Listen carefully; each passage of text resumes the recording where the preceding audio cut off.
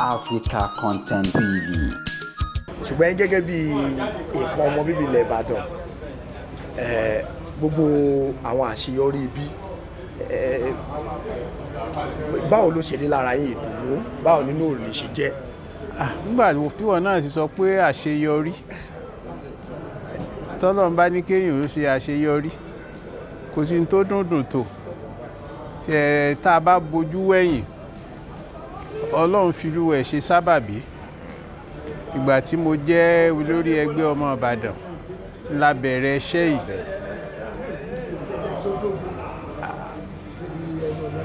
Táàmù tèmi ti fẹ́ parí ká tó fi foundation lélẹ̀.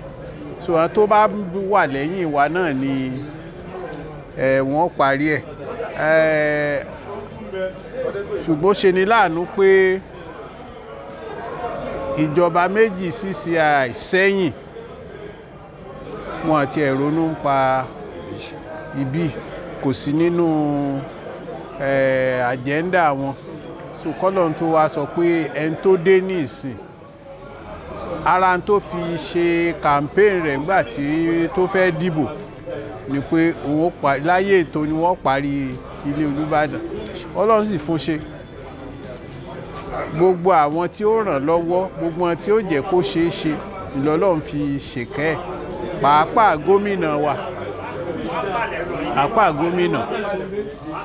ó ṣe gudugudu méje. So ó ní wọ́n Yorùbá máa ń sọ pé